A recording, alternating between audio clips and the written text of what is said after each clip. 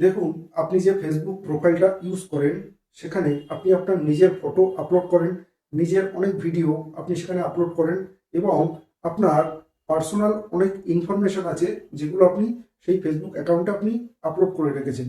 কিন্তু যে কেউ চাইলে ওখান থেকে আপনার প্রোফাইল ফটো স্ক্রিনশট কিংবা ডাউনলোড করে কিংবা স্ক্রিন রেকর্ডিং চালিয়ে যে কেউ নিয়ে ওটাকে কোনো খারাপ কাজে ইউজ করতে পারে। তাহলে কি করবেন? আপনার ফেসবুক প্রোফাইলটাকে আপনি সিকিউর করে রাখুন। কেউ আপনার প্রোফাইল পিকচার ডাউনলোড করতে পারবে না, স্ক্রিনশট নিতে পারবে না। জাস্ট এই সেটিংটা আপনি আপনার ফেসবুক অ্যাকাউন্টে আজই করে রাখুন। কিভাবে করবেন ভিডিওটা পুরো দেখুন এবং প্রসেসটা সেভ করে নিন আপনার ফোনে। দেখে নিন আপনি আপনার ফেসবুক প্রোফাইলকে কিভাবে সিকিউর করবেন। আমি জাস্ট দেখানোর জন্য এই প্রোফাইলটা ওপেন করেছি। আমি জাস্ট প্রোফাইল পিকচার উপরে ক্লিক করব। আমি যদি চাই এই ফটোটাকে আমি ডাউনলোড করব, দেখুন এখানে রাইট সাইডে 3 ডট আছে। এই 3 ডটে ক্লিক করলে এখানে দেখুন সেভ অপশান চলে এসছে।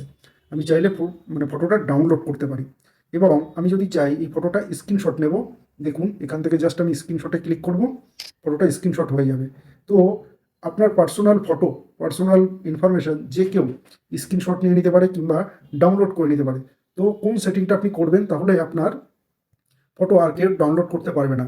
সাপোজ দেখুন এটা আমার প্রোফাইল, এই প্রোফাইলে আমি একটা সেটিং করব, তারপরে কেউ আমার ফটো আর ডাউনলোড করতে পারবে না। দেখুন এই যে প্রোফাইল পিকচারটা আছে, জাস্ট এটার উপরে ক্লিক করব, করার পরে দেখুন একটা অপশান চলে এসছে, turn on profile picture guard.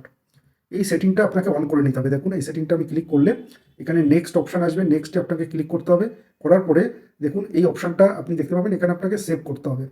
দেখুন প্রোফাইল পিকচার গার্ড হয়ে গেছে, এখানে একটা গার্ডের সাইন দেখতে পাচ্ছেন। এই প্রোফাইল পিকচার থার্ড পার্টি কেউ ডাউনলোড করতে পারবে না, স্ক্রিনশট নিতে পারবে না।